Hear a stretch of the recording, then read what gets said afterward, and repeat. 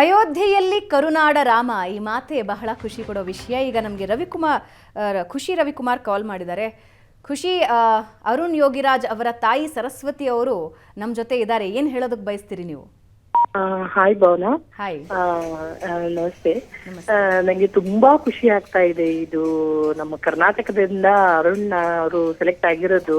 First day ನಾನು ನೋಡಿ ಒಂದು 5 ನಿಮಿಷಕ್ಕೇನೆ ಅದ್ ನೋಡಿದ್ರೆ ನನಗೆ ಏನೋ ನಮ್ಮನೆಯಲ್ಲೇ ಯಾರು ಸೆಲೆಕ್ಟ್ ಆಗ್ಬಿಟ್ಟಿದ್ದಾರೆ ಏನೋ ಅನ್ನೋಷ್ಟು ಖುಷಿ ಆಗ್ಬಿಡ್ತು. ಅವ್ರ ತಾಯಿ ನೇರವಾಗಿ ಮಾತಾಡಬಹುದು. ನಾನು ಅದನ್ನೇ ಹೇಳ್ತಾ ಇದ್ದೆ. ಇದು ಕೇವಲ ಮನೆಯ ಮಗ ಸೆಲೆಕ್ಟ್ ಆದಂಗಲ್ಲ, ರಾಜ್ಯದ ಮಗ ಸೆಲೆಕ್ಟ್ ಆದ, ರಾಜ್ಯದ ಮಗ ಕೆತ್ತನೆ ಮಾಡಿದ ಶಿಲ್ಪ ಸೆಲೆಕ್ಟ್ ಆದಂಗೆ. ಹಾಗಾಗಿ ಆ ಖುಷಿ ನಮ್ಮೆಲ್ಲರಲ್ಲೂ ಇದೆ. ಸರಸ್ವತಿ ಅವರು ಇದ್ದಾರೆ, ನೇರವಾಗಿ ಮಾತಾಡಬಹುದು. ಖುಷಿ ಅವರು. ನಮಸ್ತೆ ಅಮ್ಮ. ನಿಮ್ ಜೊತೆ ನಾನು ಮಾತಾಡ್ತಾ ಇರೋದು ಇವತ್ತು ನನ್ನ ಸೌಭಾಗ್ಯ ಅಂತಾನೆ ಅನ್ಕೋತಾ ಇದ್ದೇನೆ ನಾನು. ಅರುಣ್ ಅವರು ಸೆಲೆಕ್ಟ್ ಆದ ದಿನ ನಂಗೆ ತುಂಬಾನೇ ಖುಷಿ ಆಯ್ತು. ಮನೇಲಿ ಯಾರೋ ಸೆಲೆಕ್ಟ್ ಆಗ್ಬಿಟ್ಟಿದ್ದಾರೇನೋ ಅನ್ನಷ್ಟು ಖುಷಿ ಆಗೋಯ್ತು. ನಿಮ್ಗಿನ್ನ ಎಷ್ಟು ಖುಷಿ ಆಗಿರ್ಬಾರ್ದು ಅಂತ ನನಗೆ ಅದೇ ಅನಿಸ್ತಾ ಇದೆ. ಕರ್ನಾಟಕದಿಂದ ಇಂಥ ಒಬ್ಬ ಪ್ರತಿಭೆ, ಆಮೇಲೆ ರಾಮಲಲ್ಲಾ ಮೂರ್ತಿಯನ್ನು ಅಲ್ಲಿ ನಾವು ನೋಡೋ ಸೌಭಾಗ್ಯ ಇದೆಯಲ್ಲ, ಅದು ಯಾರಿಗೂ ಸಿಗಲ್ಲ. ಅದು ನಂಗೆ ತುಂಬಾ ಖುಷಿ ಆಗ್ತಾ ಇದೆ ನಿಮ್ ಜೊತೆ ಮಾತಾಡೋದಕ್ಕೆ. ರೈಟ್, ಥ್ಯಾಂಕ್ ಯು ಖುಷಿ. ಈಗ ಸ್ನೇಹ ಬೆಂಗಳೂರಿಂದ ಕಾಲ್ ಮಾಡಿದ್ದಾರೆ. ಸ್ನೇಹ, ಅರುಣ್ ಯೋಗಿರಾಜ್ ಅವರ ತಾಯಿ ಸರಸ್ವತಿ ಅವರು ಲೈವ್ ನಲ್ಲಿ ಇದ್ದಾರೆ ನಮ್ಮ ಜೊತೆ. ಮಾತಾಡಬಹುದು ಅವ್ರ ಜೊತೆ ನೀವು? ನಮಸ್ತೆ ಭಾವನಾ ಅವರೇ. ನಮಸ್ತೆ. ತುಂಬಾ ಖುಷಿ ಆಗಿದೆ ಕಾಲ್ ಕನೆಕ್ಟ್ ಆಗಿದ್ದಕ್ಕೆ. ನಾವು ಏಷ್ಯಾನೆಟ್ ಸುವರ್ಣ ನ್ಯೂಸ್ನ ದೊಡ್ಡ ಅಭಿಮಾನಿ ಕೂಡ. Thank you. ಸರಸ್ವತಿ ಅಮ್ಮ ಅವರೇ, ನಿಮಗೆ ತುಂಬಾ ಹೃದಯದ ಧನ್ಯವಾದಗಳು. ನಮ್ಮ ಕರ್ನಾಟಕದ ಕುಮಾರ, ನಮ್ಮ ಕರ್ನಾಟಕದ ಮಗ ಅಂತ ಹೇಳ್ಕೊಳಕ್ಕೆ ಎಷ್ಟು ಹೆಮ್ಮೆ ಅನಿಸ್ತಾ ಇದೆ ಅಂದ್ರೆ, ನಿಜವಾಗ್ಲೂ ನಮ್ಗೆ ಆನಂದ ಭಾಷೆ ಕಣ್ಣಲ್ಲಿ ತುಂಬಿಕೊಂಡು ಬರ್ತಾ ಇದೆ. ಮತ್ತೆ ಅವರ ಹೆಸರಿನಲ್ಲಿ ನಾನು ಇನ್ನೊಂದನ್ನ ಹೇಳಕ್ ಇಷ್ಟಪಡ್ತೀನಿ. ಅರುಣ್ ಯೋಗಿ ರಾಜ್ ಅಂದ್ರೆ ನಮ್ಮ ಅಯೋಧ್ಯದಲ್ಲಿ ಅರುಣೋದಯ ಆಗ್ತಾ ಇದೆ. ಮತ್ತೆ ಆ ರಾಮನನ್ನ, ಆ ರಾಮನನ್ನ ಕೆತ್ತಲಿಕ್ಕೆ ನಿಮ್ಮ ಮಗ ಮಾತ್ರ ಯೋಗ್ಯ ಅಂತ ಆರಿಸಿ ಕೊಟ್ಟಿದ್ದಾರಲ್ಲ, ಅದು ರಾಮನ ಲೀಲೆ. ನಮ್ಮ ಕರ್ನಾಟಕದವರು ಅಂತ ಹೇಳ್ಕೊಳಕ್ಕೆ ತುಂಬಾ ಹೆಮ್ಮೆ ಅನಿಸ್ತಾ ಇದೆ ಅಮ್ಮ. ನಿಮಗೆ ತುಂಬ ಹೃದಯದ ಅಭಿನಂದನೆಗಳು. ನಮ್ಮ ರಾಮ ಮಂದಿರ, ನಮ್ಮ ಹಿಂದೂ ಸಂಪ್ರದಾಯ ಹಾಗೂ ನಮ್ಮ ದೇಶ ಹೇಳಿಕೆ ಹಾಕಬೇಕಂದ್ರೆ ಇಂತಹ ಶಿಲ್ಪಿಗಳಿಂದ ಸಾಧ್ಯ. ಹಾಗಾಗಿ ಮತ್ತೊಮ್ಮೆ ಧನ್ಯವಾದಗಳು. ಥ್ಯಾಂಕ್ ಯು ಸ್ನೇಹ. ಸರಸ್ವತಿ ಅವರೇ, ನಂಗೆ ನಿಮ್ ಜೊತೆ ತುಂಬಾ ಮಾತಾಡ್ಬೇಕು ಅನ್ನಿಸ್ತಿದೆ. ಆದ್ರೆ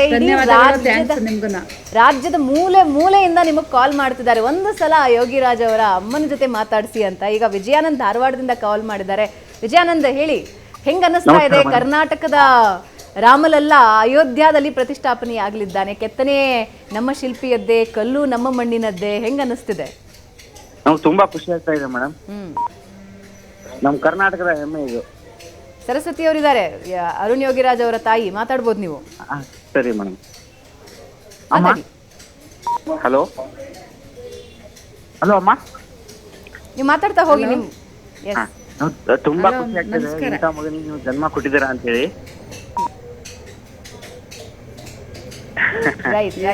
ಆಶೀರ್ವಾದ. ಥ್ಯಾಂಕ್ ಯು ವಿಜಯಾನಂದ್ ಅವರೇ. ಸರಸ್ವತಿ ಅವರೇ, 6 ತಿಂಗಳ ಕಾಲ ರಾಮಲಲ್ಲಾ ಮೂರ್ತಿ ಕೆತ್ತನೆ ಸಂದರ್ಭದಲ್ಲಿ 6 ತಿಂಗಳ ಕಾಲ ಅಲ್ಲೇ ಉಳ್ಕೊಂಡಿದ್ರು. ಜೊತೆಗೆ ಆಗಾಗ ಮಾತಾಡೋದು ಬಹಳ ಕಷ್ಟ ಆಗ್ತಿತ್ತಂತೆ. ಹೆಂಗಿರ್ತಾರೆ ಅರುಣ್ ಯೋಗಿರಾಜ್ ಅವರು ಈ ಮೂರ್ತಿ ಕೆತ್ತನೆ ಸಂದರ್ಭದಲ್ಲಿ? ಸೈಲೆಂಟ್ ಇರ್ತಾರ? ಆಮೇಲೆ ಅನ್ನಾಹಾರ ಹೆಂಗೆ ಮೇಂಟೈನ್ ಮಾಡ್ತಾರೆ? ಏನಾದರೂ ವಿಧಿವಿಧಾನ ಇದೆಯಾ?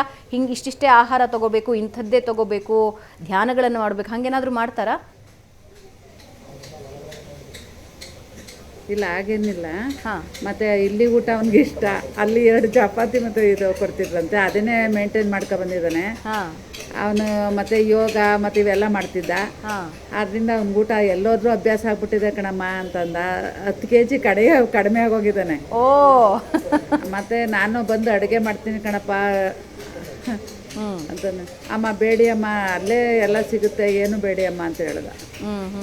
ಅಷ್ಟು ಹೇಳಕ್ಕೆ ಇಷ್ಟಪಡ್ತೀನಿ. ಮತ್ತೆ ಅವನು ದೇವ್ರ ಆಶೀರ್ವಾದ ಮತ್ತು ಹಿರಿಯರು ಇಡೀ ಕರ್ನಾಟಕದ ಆಶೀರ್ವಾದ ಅವನ ಮೇಲೆ ಇರಲಿ ಅಂತ ಇಷ್ಟಪಡ್ತೀನಿ.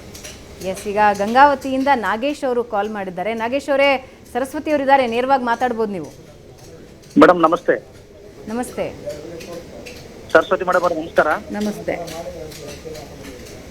ಮೇಡಮ್, ಹೇಗಿದ್ದೀರಿ? ನಮಸ್ಕಾರ ಮೇಡಮ್. ನಿಮ್ಮ ಮಗ ಅವರು ಚೆನ್ನಾಗಿದ್ದೀವಿ. ಭಾರತ ದೇಶದ ಹೆಮ್ಮೆಯ ಗುರುತು ಶ್ರೀರಾಮಚಂದ್ರ ಮೂರ್ತಿ ಮಾಡಿದ್ದಕ್ಕೆ ಅವರಿಗೆ ಧನ್ಯವಾದಗಳು. ನಿಮಗೂ ಕೂಡ ಧನ್ಯವಾದಗಳು ಮೇಡಮ್. ನೀವು ಶ್ರೀರಾಮಚಂದ್ರ ಅಂತ ಮಗನಿಟ್ಟಿದ್ದೀರಾ? ಯಾಕಂದ್ರೆ ಈ ಅದೃಷ್ಟ ಸಿಗೋದು ಬಹಳ ಕಡಿಮೆ ಜನಕ್ಕೆ ಮೇಡಮ್ ಅದು. ಹ್ಮ್ ಇಡೀ ಭಾರತ ದೇಶದಲ್ಲಿ ಇಂತಹ ಒಂದು ಮೂರ್ತಿನ ಪ್ರತಿಷ್ಠಾಪನೆಗೆ ಅನುಕೂಲ ಮಾಡಿಕೊಟ್ಟಂತ ನಿಮ್ಮ ಮಗನನ್ನ ಇದು ಮಾಡಿದ್ದು ಇಡೀ ರಾಜ್ಯನೇ ಸಮೃದ್ಧಿದೆ ಮೇಡಮ್. ಈ ರಾಜ್ಯದ ಪರವಾಗಿ ನಾವು ಅವರಿಗೆ ಧನ್ಯವಾದಗಳು ಹೇಳ್ತೀವಿ. Thank you. ಈಗ ಮಂಜುನಾಥ್ ಹರಿಹರದಿಂದ ಕಾಲ್ ಮಾಡಿದ್ದಾರೆ. ಮಂಜುನಾಥ್, ಸರಸ್ವತಿ ಅಮ್ಮ ಅವರಿದ್ದಾರೆ, ಮಾತಾಡಬಹುದು ನೀವು. ನಮಸ್ಕಾರ ಮೇಡಮ್. ನಮಸ್ಕಾರ ಮೇಡಮ್. ನಮಸ್ಕಾರ ಮೇಡಮ್, ನೀವು ನಮಸ್ಕಾರ, ರಾಮಲಲ್ಲ ಹೇಳಿ. ಮೂರ್ತಿಗೆ ಶಿಲ್ಪಿಗೆ ತಾಯಿಯಾಗಿರೋದು ಬಹಳ ಹೆಮ್ಮೆ ಅನಿಸ್ತಾ ಇತ್ತು ನಿಮಗೆ. ಇಡೀ ದೇಶನೇ ಹೌದು.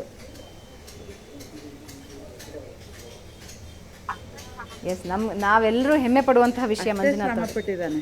ಹೌದ್ರಿ ಮೇಡಮ್, ಇಡೀ ಅಷ್ಟೇ ಶ್ರಮ, ದೇಶನೇ ಹೌದು. ಕೊಂಡಾಡ್ತಾ ಇದೆ. ಹೌದು. ಧನ್ಯವಾದ ಮಂಜುನಾಥ್ ಅಮ್ಮ. ಅಷ್ಟೇ ಶ್ರಮ ಪಟ್ಟಿದ್ದಾನೆ ಅನ್ನೋ ಮಾತನ್ನ ಹೇಳಿದ್ರಿ. ಒಂದು ಮೂರ್ತಿ ಕೆತ್ತನೆ ಅಂದ್ರೆ ಸಲೀಸಲ್ಲ. ನೀವೇ ಹೇಳ್ತಾ ಇದ್ರಿ, ಸಂಯಮ ಇರಬೇಕು, ಸಹನೆ ಇರಬೇಕು, ಅದ್ರ ಬಗ್ಗೆ ಚಿಂತನೆ ಇರಬೇಕು ಅಂತ. ರಾಮಲಲ್ಲಾ ಮೂರ್ತಿ ಕೆತ್ತನೆ ಮಾಡುವಾಗ ಏನೇನು ಮನಸ್ಸಿನಲ್ಲಿ ಓಡಾಡ್ತಿತ್ತಂತೆ, ಮಾತಾಡಿದ್ರ ನಿಮ್ಮ ಜೊತೆ? ಯಾಕಂದ್ರೆ ನಾವು ಇವಾಗ ಕೃಷ್ಣನ ವಿಗ್ರಹ ಮಾಡಬೇಕು ಅಂತ ಹೇಳಿದ್ರೆ ಬಾಲಕನಾಗಿದ್ದಾಗ ಹೆಂಗಿದ್ರು, ದೊಡ್ಡವರಾದಾಗ ಹೆಂಗಿದ್ರು, ಒಂದಷ್ಟು ಫೋಟೋಗಳಿವೆ, ಎಲ್ಲಾನು ನೋಡಿ ಮಾಡಬಹುದು. ರಾಮನ ವಿಗ್ರಹ, ದೊಡ್ಡ ರಾಮನ ವಿಗ್ರಹ ಮಾಡಬಹುದು. ಆದರೆ ಈ ಬಾಲರಾಮನ ವಿಗ್ರಹ ಇದೆಯಲ್ಲ, ಆ ಬಾಲಮೂರ್ತಿಯನ್ನು ನೋಡಿದವರೇ ಇಲ್ಲ, ಬಹಳ ಕಮ್ಮಿ. ರಾಮಾಯಣದಲ್ಲೂ ಕೂಡ ಒಂದೆರಡು ಸಂದರ್ಭಗಳು ಬಂದು ಹೋಗಬಹುದು ಬಿಟ್ಟರೆ ಬಾಲರಾಮ ಹೇಗಿದ್ದ ಅನ್ನೋದ್ರ ಬಗ್ಗೆ ಕಲ್ಪನೆ ಇಲ್ಲ ಯಾರಿಗೂ. ಅದನ್ನು ಕಲ್ಪನೆ ಮಾಡ್ಕೊಂಡು ಕೆತ್ತಬೇಕಿದೆಯಲ್ಲ, ಅದು ದೊಡ್ಡ ಸಾಹಸ. ಏನಂತಿದ್ರು ಅದ್ರ ಬಗ್ಗೆ? ಅಯ್ಯ ಅಮ್ಮ, ನಾವಂತೂ ಬಾಲರಾಮನ್ ನೋಡಿಲ್ಲ. ನನ್ನ ಕಲ್ಪನೆ, ನನ್ನ ಮಕ್ಕಳುಗಳನ್ನೆಲ್ಲ ನೋಡ್ಕೊಳ್ಳೋದು, ಮಗು ಥರ ಹೆಂಗಿದೆ, 5 ವರ್ಷದ ಮಗು ಇರೋ ಥರ ನೋಡ್ಕೊಂಡು ಮಾಡಿದ್ದಾನೆ.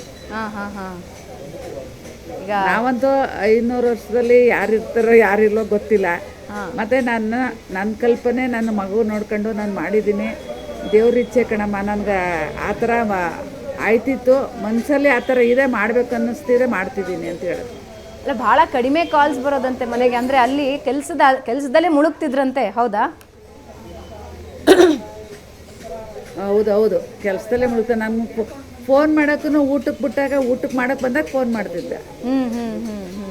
ನಿಮಗೂ ಅನ್ಸಿರ್ಬೇಕು ಹೆಂಗೆ ಕೆತ್ತನೆ ಇರುತ್ತೋ, ಹೆಂಗೆ ರಾಮನ ವಿಗ್ರಹ ಇತ್ತೋ ಅಂತ. ಅಂದರೆ ಕೆತ್ತನೆಗೆ ಮುಂಚೆ ಹೆಂಗೆ ಬರ್ತಾ ಇದೆಯೋ, ಮಗ ಹೆಂಗೆ ಮಾಡ್ತಿದ್ದಾರೋ ಅಂತ ನಿಮ್ಗೇನು ಅನ್ನಿಸ್ತಿತ್ತು ಆ ಟೈಮಲ್ಲಿ? ಆ ಟೈಮಲ್ಲಿ ಅಯ್ಯೋ ನಿನಗೆ ಗೊತ್ತೇನಪ್ಪ, ಹ್ಞೂ ಅಮ್ಮ, ನಾನೇನೋ ನನಗೇನು ಮನಸ್ಸಿಗೆ ಬರುತ್ತೆ ನಾನು ಮಾಡ್ತೀನಮ್ಮ ಅಂತ ಹೇಳೋನು. ಈಗ ಮೊದಲಿಂದನೂ ಅಷ್ಟೇ, ಅವ್ನಿಗೇನು ಮನ್ಸಿಗೆ ಅನ್ಸುತ್ತೆ ಒಬ್ರು ಕೇಳೋಕ್ಕಲ್ಲ. ಅವ್ರಿಗೆ ಆ ಕಲ್ಲೇ ಮಾತಾಡೋ ಥರ ಅವನಿಗೆ. ಮೊದಲಿಂದನೂ ಅಷ್ಟೇ, ಒಂದು ಕಲ್ಲು ಮೂರ್ತಿ ಕೆತ್ತಬೇಕಾದ್ರೆ ಅಷ್ಟು ಜ್ಞಾನೋದಯ ತುಂಬಾ ಇತ್ತು ಅವನಿಗೆ. ಹೌದು. ಇವಾಗ ಲಕ್ಷ್ಮೀ ನರಸಿಂಹಮೂರ್ತಿ ಕಾಲ್ ಮಾಡಿದ್ದಾರೆ. ಚಾಮರಾಜ ಒಡೆಯರ್ ಮಾಡುವಾಗ ಹೇಳಿಮ್ಮ, ಹೇಳಿ ಸರಸ್ವತಿ ಅವರು. ಚಾಮರಾಜ ಒಡೆಯರ್ ಮಾಡುವಾಗ ಅಲ್ಲ ಕೇಳಿ. ಹಲೋ, ಹೇಳಿ ಸರಸ್ವತಿ ಅವರೇ, ಮಾತಾಡಿ. ಹೇಳಿ. ಅಲ್ಲ, ನೀವು ಹೇಳ್ತಾ ಇದ್ರಿ ಜಯಚಾಮರಾಜೇಂದ್ರ ಒಡೆಯರ್ ಕೆತ್ತನೆ ಮಾಡುವಾಗ ರಾಜಸ್ಥಾನದಿಂದ ಅವ್ರ ತಂದೆ ಅವರಿಬ್ರು ಕಲ್ಲು ತಂದು ಮನೆ ಹತ್ರ ಆವಾಗ ಮಾಡುವಾಗಂತೂ ತುಂಬಾನೇ ಶ್ರಮ ಪಟ್ಟಿದ್ದಾನೆ. ಅಂದ್ರೆ ಇದು ಕರ್ನಾಟಕದ ಕಲ್ಲು ಮಾತ್ರ ಅಲ್ಲ, ಎಲ್ಲೆಲ್ಲಿ ಕಲ್ಲುಗಳು ಒಳ್ಳೆ ಶಿಲೆಗಳು ಸಿಗುತ್ತೋ ಹುಡ್ಕೊಂಡು ಹೋಗಿ ತಗೊಂಡ್ಬರ್ತಾರೆ. ತಗೊಂಬಂದ್ರು. ರಾಜಸ್ಥಾನ, ಅದು ವೈಟ್ ಮಾರ್ಬಲ್ಲು, ಅಲ್ಲಿ ತಂದು ಮಾಡಿರೋದು. ರಾಜಸ್ಥಾನದಿಂದ ತಂದರು ನಮ್ಮನೆಯವರು. ಅವ್ರ ಅಪ್ಪನ್ನೇ ಕರ್ಕೊಂಡೋಗಿ, ಅಪ್ಪ ನಿನಗೆ ಗೊತ್ತಾಗಲ್ಲ ಬಾಯ್ಲಿ, ನಾನು ನೋಡ್ಬೇಕಣಯ್ಯ ಅಂದ್ಬಿಟ್ಟು ಹೇಳಿ ಕರ್ಕೊಂಡೋಗಿ ರಾಜಸ್ಥಾನದ ಕಲ್ಲು ತಂದು ಜಯಚಾಮರಾಜ ಒಡೆಯರ್ ಮಾಡಿದ್ರು. ಈಗ ಲಕ್ಷ್ಮೀ ನರಸಿಂಹಮೂರ್ತಿ ಅವರು ಕರೆ ಮಾಡಿದ್ದಾರೆ. ಲಕ್ಷ್ಮೀ ಅವರೇ, ಏನ್ ಅನ್ನಿಸ್ತಾ ಇದೆ ನಿಮ್ಗೆ? ಕರ್ನಾಟಕದ ತುಂಬಾ ಖುಷಿ ಆಯ್ತೈತಮ್ಮ. ನಮ್ ಕರ್ನಾಟಕದ ಮಗ ಇವತ್ತು ಈ ಮಟ್ಟಕ್ಕೆ ಬೇರೆ ನಮ್ ದೇಶದ್ದು ವಿಗ್ರಹನ ಸ್ವಾಮಿದು ತುಂಬಾ ಚೆನ್ನಾಗಿದೆ ಅಮ್ಮ. ಸರಸ್ವತಿ ಮಗನ ಕೈಯಿಂದಾನೇ ಮಾಡ್ಕೊಂಡಿದ್ದಾನೆ ದೇವ್ರು. ತುಂಬಾ ಖುಷಿ ಆಯ್ತೈತೆ ನಿಮ್ ಮಗನ್ ನೋಡಿ. ನಮ್ ರಾಜಿಗ್ ಮಗ ಕಣಮ್ಮ ಅವ್ರು. ನಾನು ಅವತ್ತು 22ನೇ ತಾರೀಕು ಮನೆಯಲ್ಲಿ ಜೋರಾಗಿ ಸ್ವಾಮಿ ಪೂಜೆ ಮಾಡಿ ಹಬ್ಬದ ಅಡ್ಗೆನೆ ಮಾಡ್ತೀನಮ್ಮ. ನಿಮ್ ಮಗನ್ ದೇವ್ರು ಇನ್ನೂ ಶಕ್ತಿ ಕೊಡ್ಲಮ್ಮ, ಇನ್ನೂ ವಿಗ್ರಹಗಳು ಮಾಡಕ್ಕೆ. ಥ್ಯಾಂಕ್ಸ್. ವಾಪಸ್ ಬರ್ತೀನಿ ಸರಸ್ವತಿ ಅವರೇ, ಮಾತಾಡ್ತೀನಿ ನಿಮ್ ಜೊತೆ ಒಂದು ಚಿಕ್ಕ ಬ್ರೇಕ್ ಆದ್ಮೇಲೆ.